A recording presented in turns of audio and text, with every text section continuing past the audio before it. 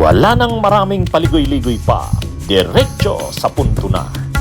Maiksi lang ang komentaryo, pero diretso sa punto. Maraming kuro-kuro, may tiwali, may totoo. Dito, sa puntong diretso tayo. Punto, diretso.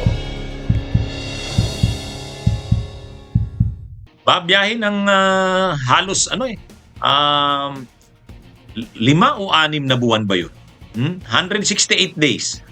168 days. Oh, ilang buwan ba yan?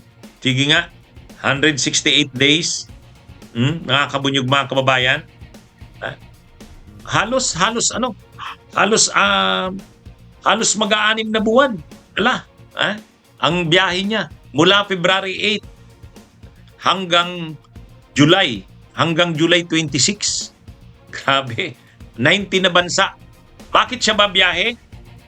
Ayon kay Leandro Libeste, pinakiusapan daw siya ng mga kinatawan ng administrasyon na wag na, itigil na daw yung mga paglalabas ng yung mga expose niya, yung mga linalabas niya ng mga kontrata ng mga kongresista, mga executive officials, tigilan na daw.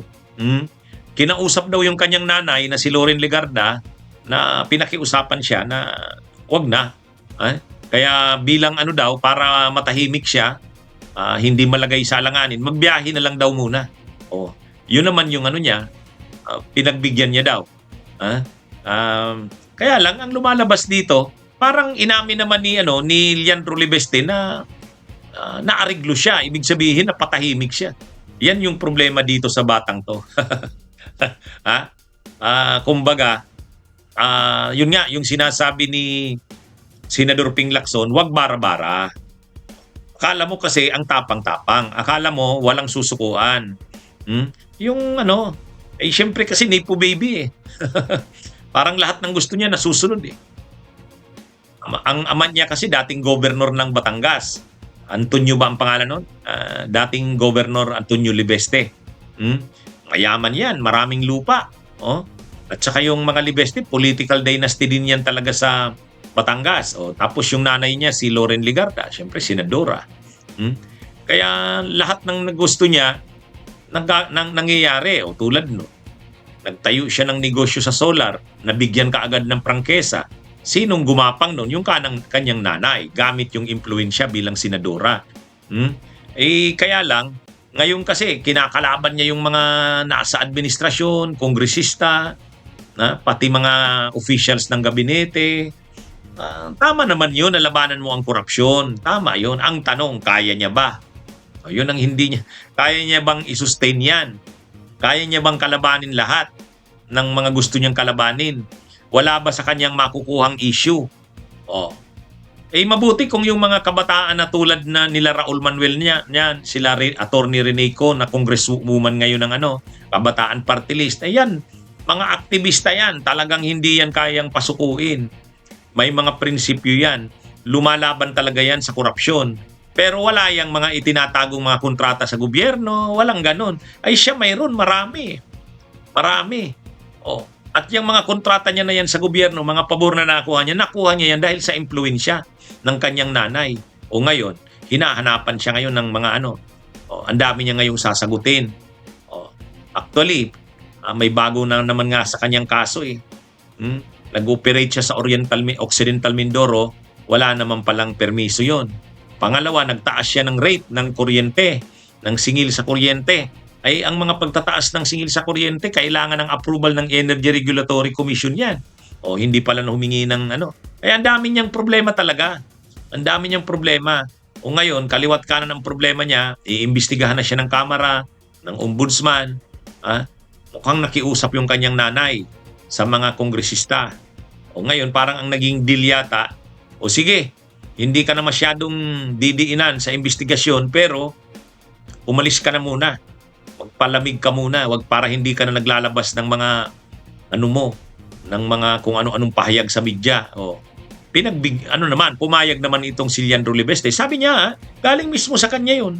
Sabi niya, kaya siya babiyahe dahil nakiusap ang administrasyon.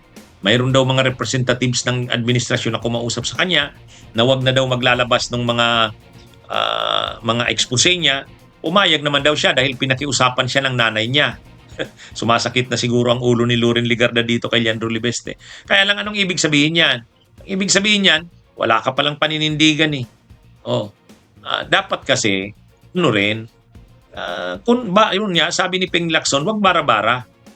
Pero, dapat talagang anuhin mo, labanan mo, takihin mo, birahin mo, gawin mo, pero wag mong kalabanin lahat. Parang wala ka na kasing ano eh. At saka, maganda ka rin. Kasi kung mayroon din sa yung maibabatong issue o kaso, ay dapat handa kang harapin yun. O, yan yung ano dyan. Kaya, ano yan mga kabunyog, mga kababayan. So ngayon, tinatanggap naman na ni Leandro Libeste na kaya daw siya babiyahe, pinakiusapan daw siya. True sa kanyang nanay. Mukhang parang ang sinasabi niya, pinapatahimik siya. Ngayon, tinanggap niya naman na babiyahe siya, bagaman nahimik na siya. Di anong ibig sabihin niyan? Di wala ka rin naman palang panindigan. Madali ka naman palang matakot. O kaya, sa susunod, bawas-bawas din ang sobrang tapang. Hindi lahat ng bagay kaya niya. At saka, tandaan mo, kung mayroon din lang naman maibabato sa yung mga kaso, maghinay-hinay ka. Ganyan din yung nangyari doon kay Barsaga. Nung simula, akala mo walang mga kinakatakutan eh. Akala mo walang mga kinakatakutan. Ay siyempre, pag marami kang binibira, marami kang inaatake, gaganti din yan, magka-counter din yan, magre-resback din yan. Kaya mo ba ang resback nila? Dito lumalabas mukhang hindi eh. Kasi malaking mawawala sa kanya. Yung mga negosyo niya, problema yun. Siguro sinasabihan ng nanay ni Loren Legarda. Kaya siya rin mismo ang nagsabi, napanood ko yung interview sa kanya. Sabi niya, nakiusap daw yung nanay niya. Pinakiusapan daw kasi yung nanay niya ng mga representatives ng administrasyon na manahimik siya. Huwag nang maglalabas ng kung ano-ano. Kaya kinausap naman siya ng nanay niya, kaya babiyahin na lang daw siya. Yung pala, ang tagal ng biyahe. Halos 6 months. February 8 to July 26. Biglang nawala sa sirkulasyon. Biglang mawawala sa sirkulasyon si Libeste. Yan na yung problema ng mga ganyan. Yung mga nagtatapang-tapangan na akala mo walang kinakatakutan. Pero marami rin palang maibabato sa kanilang kaso at issue. Pag binato na sa kanila ang mga issue na yan at kaso, wala na. Surrender na. Bunyog, bunyog, halikan na kasama ka. Bunyog, kapag buklod ay may pag-asa. Luzon, Visayas, Mindanao, isa ang pananaw. Sa bagong Pilipinas ang bunyog isisigaw. Bunyog.